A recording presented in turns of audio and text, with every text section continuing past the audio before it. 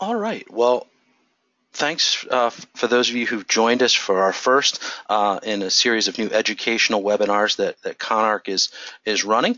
This first one is titled Top 5 Trends in Document Management for 2018. And we'll walk you through what some of those trends are and how we came up with those trends and things like that. But wanted to start with just a little bit of information as far as introductions. So my name is Ben Sporl. I'm one of the product experts here at iChannel and work really closely with the software. I've got 18 years of enterprise software experience, all of that in the software information space. Just over 8 years, going into my 9th year with Conark, so certainly focused on sort of the document management side of things that we do for that period of time. And all of the work that I do is focused really on process improvement and operational efficiencies. So I really take that into account when I work with our clients or any of our prospects, and how can we take our product but really improve their lives and their businesses as well. On the line with us today from the Conark side of things, I have Andrew Chirilla, who's one of our sales folks, who's here to answer any questions during the Q&A session, as well as Jen Farrell from our marketing group. So as I said, feel free to ask them any questions. You can chat to them during the GoToMeeting session as well. From a Conark perspective, Conark was founded in 96. We're headquartered in Alpharetta, Georgia, just north of Atlanta, for any of you folks who don't know the Atlanta area that well. And we have sort of a unique perspective on this space because as an organization, we develop, implement, and support our own applications. So unlike some other software publishers who build a product and then don't have direct interaction with their client, they sell it through a reseller channel or something like that, we have direct interaction in all phases of the process. So I think we have sort of a unique perspective. At a very high level, we consider our core competency to be connecting users to information. And obviously that's a really broad goal and a broad statement, but we view iChannel as something that allows our customers to improve their businesses. And sometimes that's things that are inside of our ecosystem. And sometimes it's building out a broader ecosystem with integrations and things like that to really streamline their process. And so we can talk a little bit about that as we go along. So I wanted to start today by talking a little bit about document management. So I put up a definition here of document management, which is often referred to as a document management system or a DMS. It's the use of a computer system and software to store, manage, and track electronic documents and electronic images of paper-based information captured through the use of a document scanner. And while that is technically accurate, I'm going to tell you that's the wrong way to look at a document management system. And I think the right way to look at it is through a little bit more of a broad spectrum. And so over the years, iChannel has kind of moved out of just the document management space into sort of a broader category, which is called enterprise content management. And so I pulled up that definition and we'll walk through this, but keep in mind that this is how we as an organization and how I personally sort of view the iChannel application and document management as a whole. So enterprise content management is the systematic collection and organization of information that is used by a designed or designated audience, business executive, customers, etc. Neither a single technology, methodology, nor process. It is a dynamic combination of strategies, methods, and tools used to capture, manage, store, preserve, and deliver information supporting key organizational processes through its entire life cycle. So I think the point is we're taking a broader look at this than just basic document management. And so you'll see as we go through the presentation today, I'll encourage you to think less about document management and more about enterprise content management. I don't know if there's any fans of the movie Office Space out there, but I thought this was kind of an interesting meme, and it sort of goes to back up some of that confusion that I just talked about with where document management fits. So here's Bill Lumbergh, and he says, you could go ahead and stop calling SharePoint document management software. That'd be great, right? So there's, in this case, they're picking on SharePoint a little bit, or talking about SharePoint, which is more of a collaboration tool. But I think it, like I said, reinforces the fact that there's some confusion about what document management should and shouldn't be. So I'm going to talk about why is enterprise content management important. And the Wall Street Journal tells us that the average executive wastes 6 weeks per year searching for important documents. Document Magazine tells us employees spend 25 to 35% of their time looking for information needed to do their jobs. And we always like to say this is losses that are hidden in plain sight. Right? It's not like an executive sits down and wastes 6 weeks in a row, right? These are things that happen in 5, 10, 15-minute increments, but when they add up and you talk about somebody wasting 6 weeks of their time or an employee wasting 30% of their time, that's drastic. That has major impacts on your business's bottom line. And so that's one of the reasons why enterprise content management is important, is solving some of those concerns. And really, here are some of the benefits that an enterprise content management system can bring and why they're important. So the first one is about centralizing your content, right? So you don't end up with disparate systems with information, that some files sit in this file structure, that some data sits in this particular organization. You're centralizing all that information so that you have access to it quickly and you can work with it efficiently. The second point here is based around security, and obviously security is a hot trend. It probably could have its own webinar just about trends in the software space as well, but this is about security and operational control. So it's about having a system in place that allows you to not only control what information you have in your environment, but who has access to it, what type of access do they have to it, how can they use it, and things like that. So we'll talk about some of those benefits as we go along. The third point is about improving client service, right? So if you have that information easily accessible, you have the ability to get those answers to clients more quickly. And even if you're somebody who doesn't work with direct end clients, everybody has a client per se, whether that's your boss inside your organization or another department. So you have the ability to access that information and use that information efficiently. All of that leads to productivity gains. So as you can do that, if you can cut down on those 5, 10, and 15-minute increments of wasted time, that gives you productivity gains. It allows you to do more with the time that you have in your day, and really to grow your business, right? To use that time more efficiently for the things that are important, as opposed to the wasted time components that you have. And lastly, it really is a tool for growth. So all of those things, including the productivity gains that we talked about, allow you to grow your business. Like we said, spend that time more efficiently. And so if we look at this from sort of a graphical standpoint, it's about centralizing all that information. And so here you'll see at sort of the middle of the hub is enterprise content management. It's grabbing that data from a variety of different places and centralizing it into one spot. The last one here I put in sort of red or orange because it's all the other ones in the list are positives, right? These are great things that you can do. The last one I think is really important as well, which is risk mitigation, right? If you don't do these things, the risk that's associated with that is really great. And that can be minor stuff like, hey, I had a file and somebody edited it, and now I have to waste the time of going back and changing it because we weren't doing proper version management. But it can also be more drastic things like managing retention policies, or how that information moves through the organization. Does it get touched by the wrong person? And ultimately, a lot of those things can lead to lawsuits. And we know in today's environment, those lawsuits can be hundreds of thousands, if not millions of dollars in risk. So one of the reasons an enterprise content management system is important is to mitigate the risks of the information that your business creates and the potential challenges with that as well. So before we talk about what the individual trends are that we came up with, I wanted to talk a little bit about the research that we did that got to those trends. One of the things that I always think is interesting or makes me laugh when I look at it is a lot of people create these top 5 and top 10 lists, and it's very clear that they're targeted around the product that they sell. And we had a conversation internally and wanted to really avoid that. We said, let's talk about what the trends are in the document management space, whether the things that iChannel is focused on or not. And so the way that we came up with these trends was working with some independent parties to do some research, so, some marketing organizations and things like that came to us and said, here are some things that we're seeing.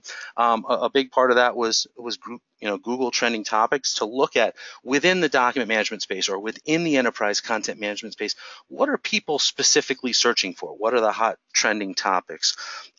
The third component is competitive intelligence. As we run our business from a day-to-day standpoint, we're looking and competing with other products. So we're looking at things that other products do well. Are those things that the market's really asking for, and why are they asking for it, and things like that.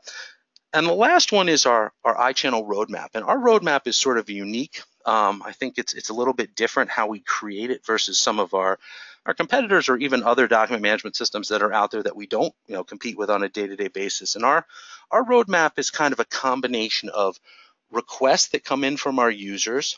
So any user of our product has the ability to send us a request and say, I think this is a neat feature. We also have a client-driven steering committee. And so we take some of those ideas and put in front of our steering committee and say, hey, are these things that you think are really relevant, or is this some sort of outlier that somebody has requested? And so we develop our roadmap based around specific needs of clients and to some degree our prospects as well. So we took all of that information and created these trends that we're seeing. And I'm going to do these in reverse order because I think everybody loves a countdown. Everybody wants to wait and see what number one is last. So number 5 on our list is artificial intelligence. And my thought on this is AI or machine learning is the trend with arguably the most upside and relatively untapped in this marketplace. And that's not to say that there aren't people doing things with artificial intelligence and that we in particular are not doing things with artificial intelligence. It's that the ability to do more is unbelievably untapped. So there's a lot of things that are changing in this space, and I think it's you could argue that this should probably be number 1 based on the depth of things that you could do, but we put it at number 5 because a lot of people are just sort of tapping the potential in this space. If we look at some of the benefits that AI can offer, the first one I think is really around replacing manual processing. So if you think about the things that you do in your business every day that take a person's attention to accomplish it, AI can address a lot of those. The machine can look at certain things and make certain decisions for you. And we'll talk about some of those examples when we get down a couple of bullet points. But the other thing it really leads to as a benefit is improved accuracy. So all of the things that you're doing on a manual basis risk the errors that a human can make, whether that's dragging and dropping, putting something in the wrong place, misnaming something, whatever the case might be. The likelihood that a person is going to make a mistake versus a machine making a mistake is very good. The other thing that's kind of interesting about that improved accuracy component is a system really knows whether it can do it or not. So if you have an example where you were doing something to 100 documents, let's say, the system would know, hey, I can do 99 without making a mistake. In this one scenario, there's a potential that I could make a mistake, and you can have it kick out and not handle that process and leave it to an individual. In that case, you have a person processing one thing as opposed to processing 100 things. All of that leads to sort of point number 3, which is driving efficiencies. And again, in that example, if the person is going from processing 100 things down to 1 thing, the time it took to do those other 99, it gives them the ability to do other things with their time, to be more efficient, to think strategically about the business as opposed to sort of grunt manual labor work. The last component is on the sort of the other side, which is improved searchability. If you allow the system through artificial intelligence to make some of those decisions, it can be efficient in how it's classifying things or tagging things so that when you come to use that later, it's always there. It's not there sometimes when a user feels like putting it in. It's in there every time. And so when you come back to use that data, a month or 2 months later, you know that it's going to be there. It's not a question of whether or not it'll be there. So a couple examples of where that really fits in. I think the first is auto classifying or auto tagging of information. Almost all document management systems want you to put a file into some structure, whether it's a category and subcategory structure or some other combination of of terms, but they're wanting you to classify that information so that you can easily find it in the future. And if you can allow the system to do that based on reading the document, and this is different than kind of classic OCRing tools. This is reading it and understanding and applying logic to it as well. You can have it select that category and subcategory. You can have it supply a certain number of tags automatically so that you have the ability to filter on those in the future. The second one, as far as examples here, that I think is really cool is there's some tools out there that allow you to use AI to do document reading. So it can read through a document and actually comprehend some of the information based on calculations it does, and so it can add things like an entire description to a document, and you decide the length of that, whether it's a couple of keywords, a sentence, a paragraph, but it reads that and builds that description. And then again, when you come to search for that later, you can search in anywhere in the details of that description. It will find a match, but it'll also allow you to see that description without having to read a huge multi-page document. So there are some cool things about artificial intelligence. If there are folks out there who are a little suspect of it, I guess I can understand that. My first sort of introduction to artificial intelligence was a long time ago when the Terminator came out, and obviously that it had mixed results, right? And the Terminator turned, and anyone in his path was sort of destructed. But at the same time, I guess you could look at a positive part of artificial intelligence here is that Arnold Schwarzenegger turned himself into a governor coming out of this. So we'll focus on the positives of artificial intelligence and the benefits it can provide to enterprise content management. So on to number 4 is scalability. And scalability is kind of an interesting concept in the software world because it has a lot to do with how your program is architected.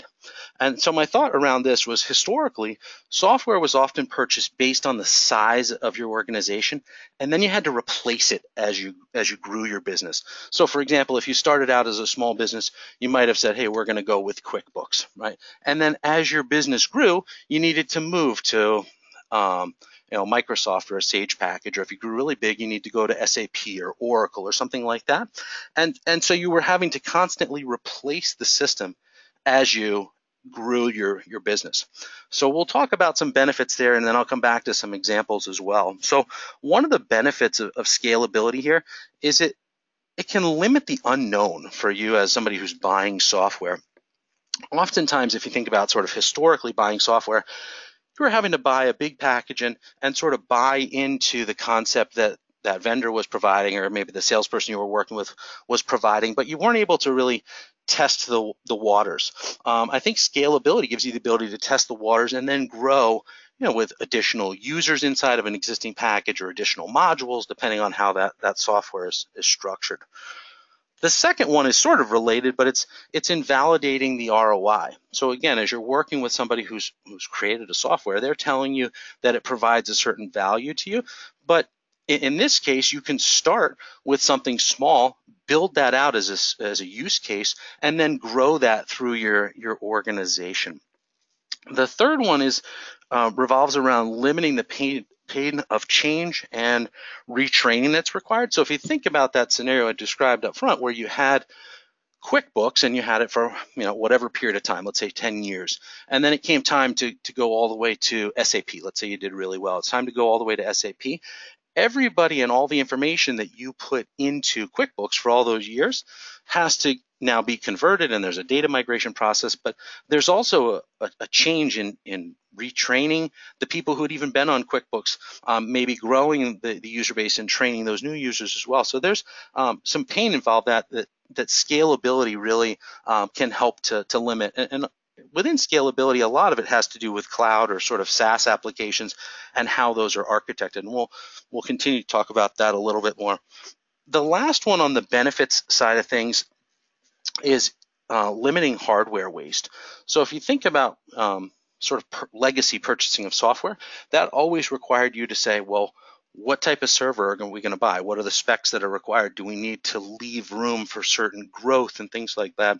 And then if you changed a package, you had the concern of, well, I now have this server that I've spent money on, and now I'm moving to another package. I may have to replace that hardware.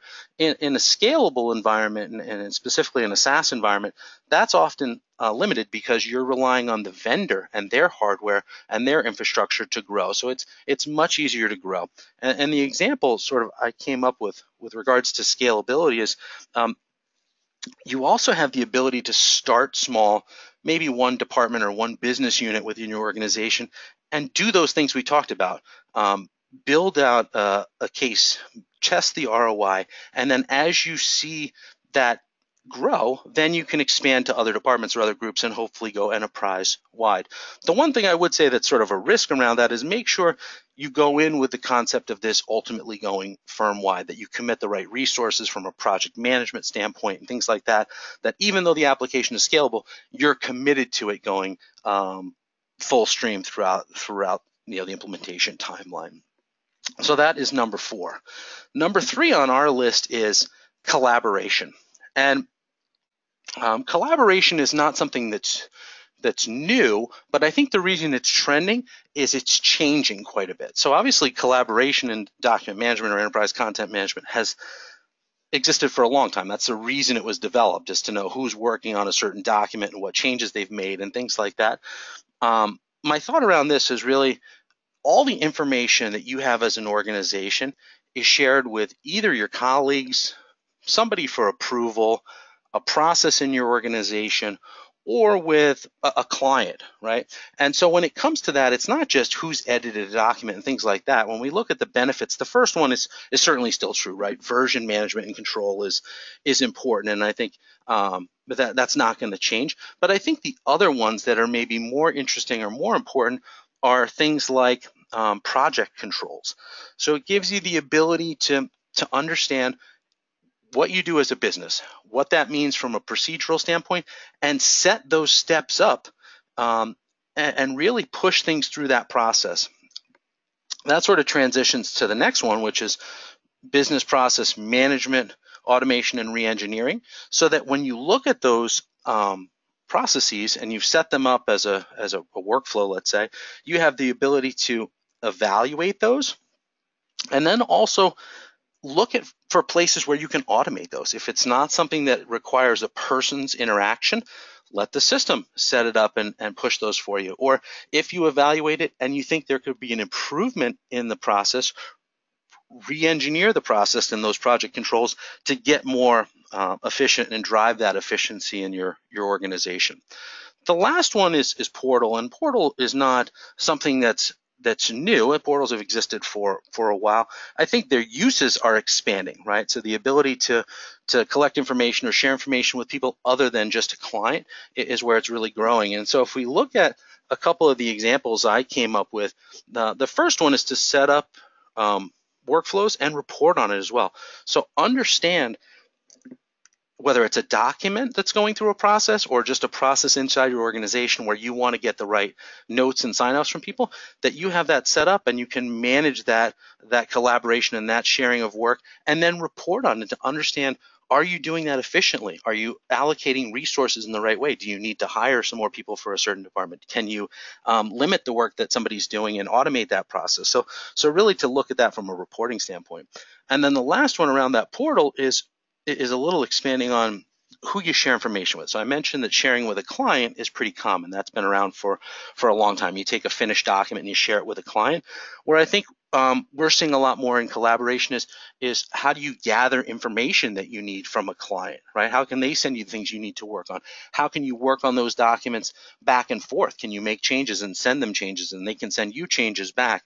And then also to think about it outside the client realm. One of the ways that I think that's really cool is to use something like an employee portal. So as you gather information, let's say it's benefits information or HR data, you can put out a portal for your clients and be able to share some subset of that information back with them. So you have the ability to share with not only clients, but employees or other departments maybe who aren't users of that data on a day-to-day basis. So that's collaboration. And I found a sort of a funny meme here, which is Austin Powers' take on collaboration, I guess, which is no project management tool or requirements document, I too like to live dangerously. So he's sort of, obviously making a joke here, but it reinforces how important it is to have those tools that allow for collaboration as well. So moving on to number 2, which is cloud. And I think if you look at any trending list in the software world over the last couple of years, it probably includes some degree of cloud information. And I'll admit that I'm not a big fan of the term cloud. I think it's sort of a generic marketing term, because a lot of people use it to describe different things, whether it's a true SaaS application, whether it's a hosted model, is it a private cloud, is it a public cloud? There's a lot of things that fall under cloud. For our purposes, I'm sort of treating that as a software as a service, right? A SaaS product. So my thought around that is really some organizations are developing cloud-only infrastructure plans as a way to leverage the growing number of SaaS applications, and really as a way to leverage the hardware investment that a vendor has made, right? So that they can go and say, hey, this vendor has a whole bunch of hardware there. I can just add users or add modules and be able to really grow by only adding to my user count for licensing or to modules within the application or something like that. So if you look at the benefits that you see from a cloud standpoint, I think the biggest one is reduced hardware expense. So if you think about, again, buying software historically, that included a big discussion about what were the hardware requirements, what server did I have to buy, and you were having to lay that money out up front. So you were having to say, I'm going to go and buy this big machine that's going to run this program, and I had to lay those dollars out in advance of seeing any benefit from them. The second one is minimizing the need for on-site IT staff. So whether that's people to set up that hardware that you've purchased, to install the software, to push out patches or run updates to the databases and things like that, to manage an on-site support desk, I think SaaS applications do help to limit that.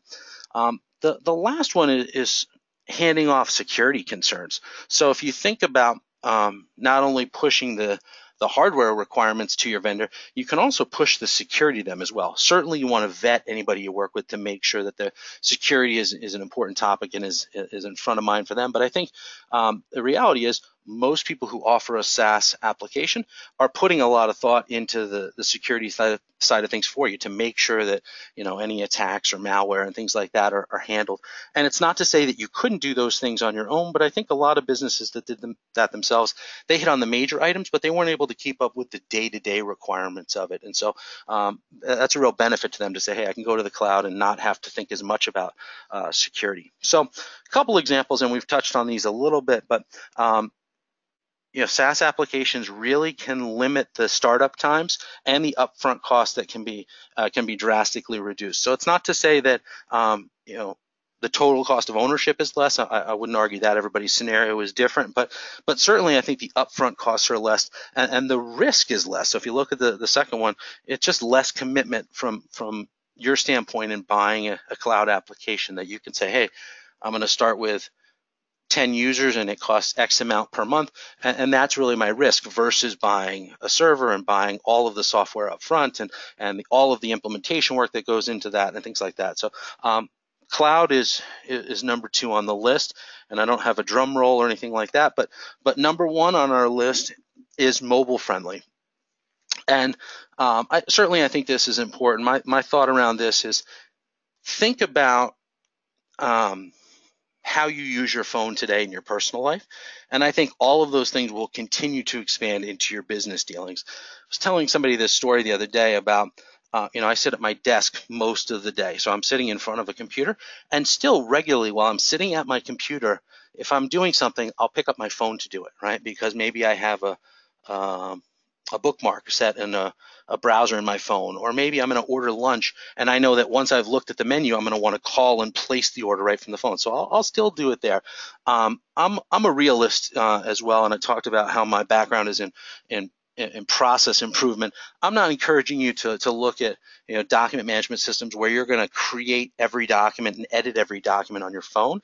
I don't think that's efficient either. I think for most documents, you're going to create and do and deal with them the way you do today. But having access to them in a mobile world is important. So if we look at the benefits here, I think the biggest one is remote access, right? You can deal with it from any time, anywhere.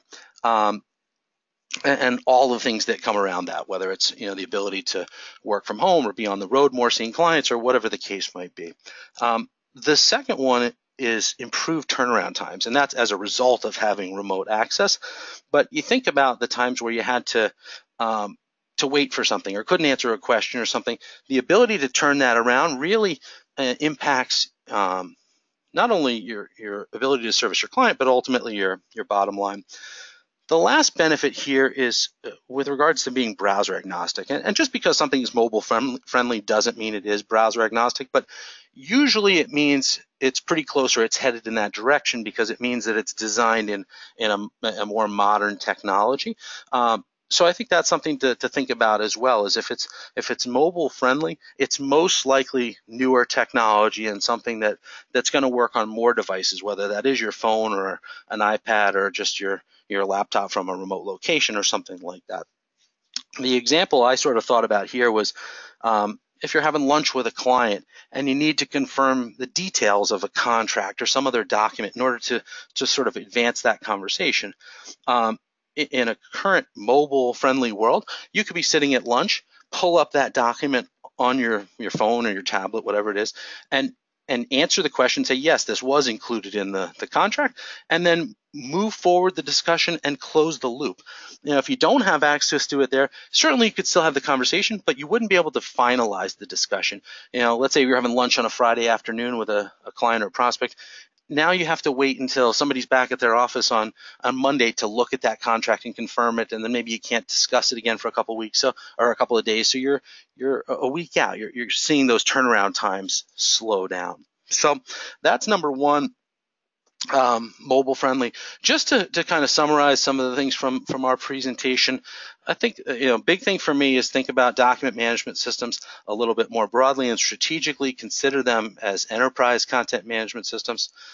Our hot trends are AI, scalability, collaboration, cloud, and mobile. And then I would say when you look at this, if you're evaluating document management systems, whether you have one and you're considering replacing it or you don't have one at all, focus on your needs and your requirements as an organization. Think about the things that are challenging in your business with regards to managing content, and then use that as a requirements document when you evaluate applications and share it with the vendors that you work with so that they have an idea of what's really important to you. No two firms will use even the same system the same way. So I think it's really good to understand what your goals are and the challenges that you face and then address those specifically. And so I sort of brought this back to that diagram we used earlier. I don't know if you'll notice, but I subtly changed enterprise content management at the center of the hub to iChannel as a little plug for us, but really, conceptually it's the same. It's about bringing information together and centralizing all of that content so that you can work efficiently and improve your business. So we're going to open it up now for questions. I'm going to go ahead and unmute the lines. I know some came in through the chat, so I'm going to look at those, and I think Andrew and Jen are going to be managing some of those as well. But before I do that, I just wanted to say that this recording is certainly going to be available to you guys. We're going to put it on our YouTube channel, so if you go to YouTube, you can just search iChannel by Conark.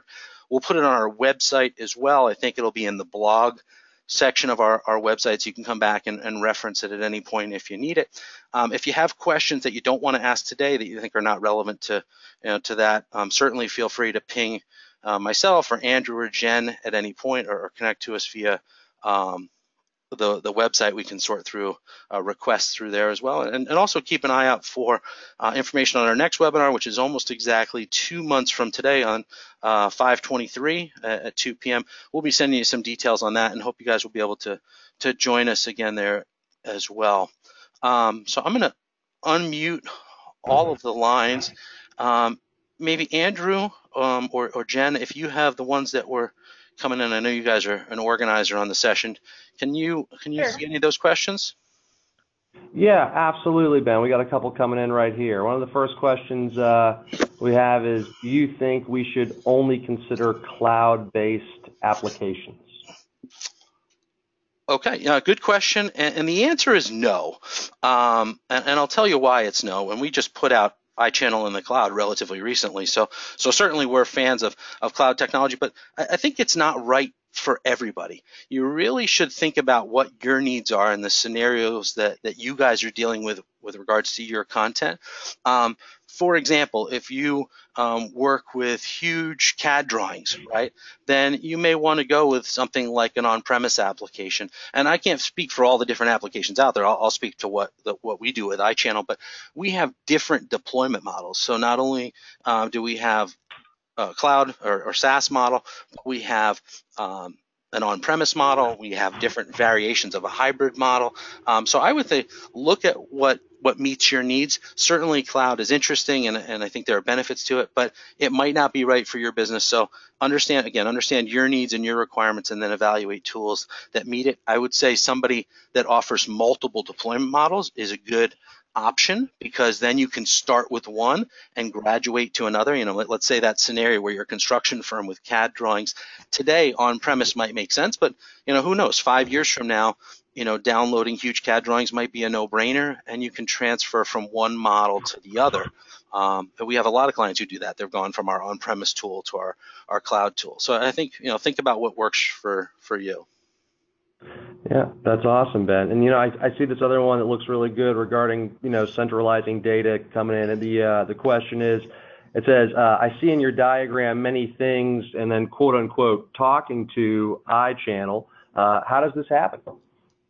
Right. So I think what they're talking about is something like this diagram that we had on the last screen, and that's a great question. So I think again, this falls back to understanding your needs or your requirements, but think about where your content is going to be coming from.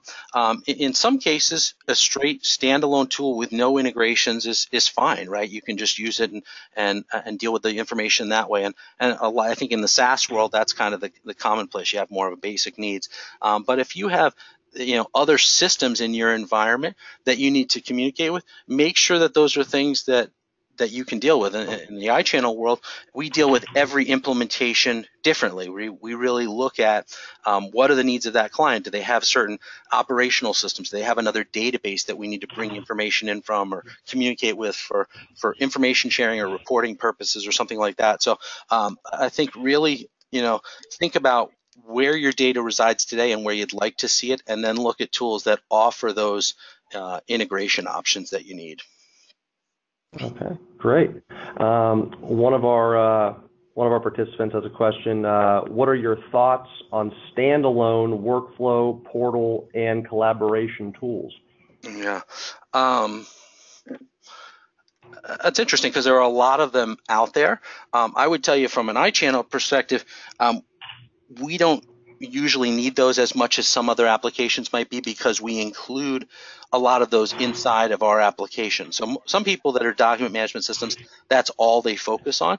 Our application has both embedded portal, embedded workflow, secure file transfer capabilities inside the application. So we don't deal with those as much in our world. But I would say if you're using one today, consider whether or not that needs to stay, or whether or not it needs to be integrated with, right? So if you have a specific portal that you've designed or has a certain need and you need to keep it, well, make sure that your document management system can communicate with that portal and vice versa.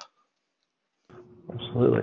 I think a lot of people may have some stresses or worries surrounding this next question, which is what do I do with my data if I replace an existing DMS?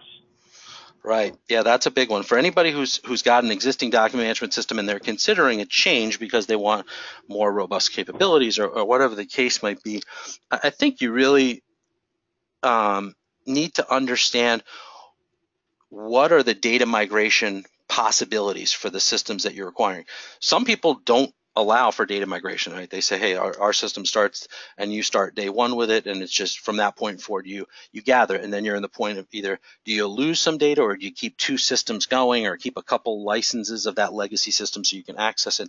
In our case at Conark with the iChannel product, we offer data integration capabilities and data migration capabilities. So if you have data from a previous system and you want to bring that into iChannel, we do that. You evaluate all of them on a case-by-case basis. But I would tell you the vast majority of our clients who come to iChannel do some degree of data migration to bring that in and get iChannel up and running. So certainly something to think about, and make sure any vendors that you consider offer data migration tools or services.